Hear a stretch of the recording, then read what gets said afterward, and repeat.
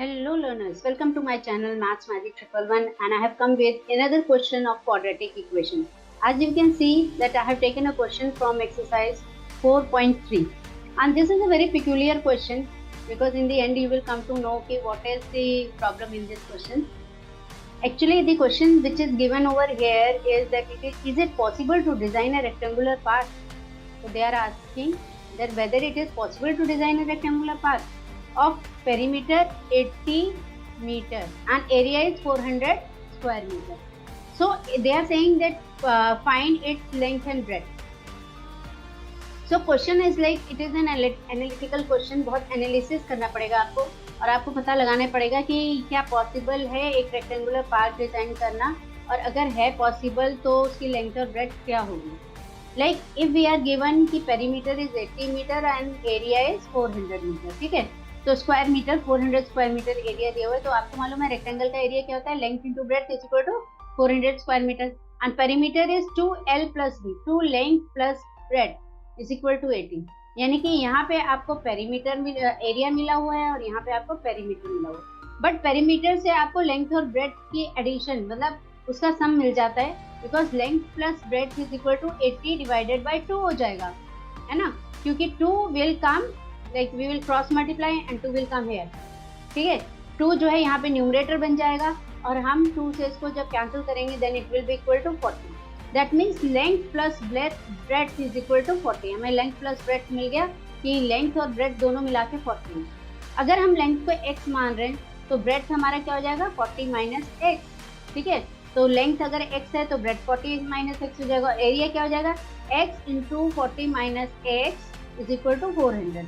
So it is very simple कि length में मैंने x ले लिया है और ब्रेड्थ में मैंने 40 माइनस x ले लिया, क्योंकि लेंथ और ब्रेड्थ दोनों का सम मिला के 40 था, इसीलिए मैंने जब इसे x माना तो ब्रेड्थ ऑटोमेटिकली मुझे मिल गई 40 माइनस x और फिर मैंने एरिया का फॉर्मूला लगा के लेंथ इंटू ब्रेड्थ, यहाँ पे ब्रेड्थ ले लिया और यहाँ पे देखो लेंथ ले लिया and then I have found out that it is 400. ठीक है, ये 400 था ही, तो ये इससे अब क्या होगा हमारी क्वाड्रेटिक इक्वेशन बन जाएगी. आप देखो यहाँ पे क्वाड्रेटिक इक्वेशन बन चुकी है क्योंकि x इंटू 40x हो गया, ठीक है, और x into minus x square हो गया और दिस इज 400. अब क्या हुआ, मैंने सब चीज़ों को जो है लेफ्ट हैंड साइड पे ले आई, तो जब मैंने 400 को भी लेफ्ट हैंड साइड पे ले आई तो this will become minus and see this is also minus x square था और माइनस 400 है प्लस 40x है.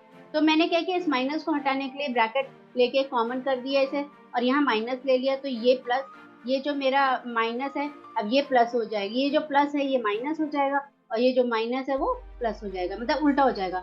और यहाँ पे भी जो माइनस लगा तो वो खत्म हो जाएगा और यहाँ पे मेरा क्या हो जाएगा प्लस हो जाएगा. So what I have done is कि मेरा बन गया x square minus 40x plus 400. This is my final quadratic equation which I have derived from the question itself.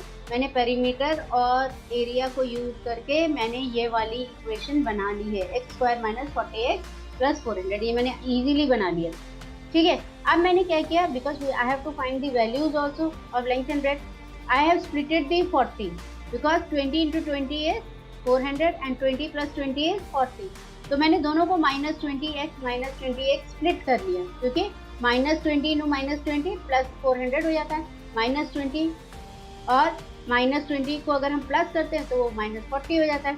तो जब मैंने इसे ले लिया, अब मैंने इसी जो मैंने स्प्लिट किया था इसको मैंने ब्रैकेट्स में डिवाइड किया. आप देख रहे हो यहाँ पे मैंने ब्रैकेट बना लिया, ठीक है, जैसे हमने फैक्टराइजेशन मेथड में किया था, बीच में ये साइन छोड़ दिया और यहाँ पे भी ब्रैकेट बना लिया.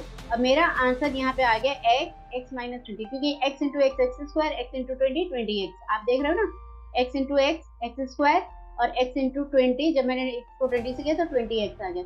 यहाँ पे मैंने 20 कॉमन ले लिया, 20 इंटू एक्स 20x और 20 इंटू 20 40 हो जाएगा और ये माइनस माइनस का है तो माइनस माइनस ये प्लस 400 हो गया. So my answer has come x minus 20 और x माइनस 20. मेरे दोनों फैक्टर्स निकल आए हैं इस क्वाड्रेटिक इक्वेशन के और इसी तरह मुझे पता चल गया कि x की वैल्यू 20 ही है दोनों सिचुएशन में. जब x की वैल्यू 20 है तो लेंथ मेरी 20 हो गई, लेकिन ब्रेड्थ मेरी x माइनस 20 थी, इसलिए x की वैल्यू जो है 40 माइनस एक्स मुझे करना है, तो 40 माइनस मैंने एक्स कर दिया क्योंकि एक्स की वैल्यू 20 है और 40 मैंने लिया था। यहाँ पे देखो अब ब्रैकेट मैंने ऐसे ली थी 40 माइनस एक्स और यहाँ पे मेरी 40 माइनस एक्स 20 आ गई।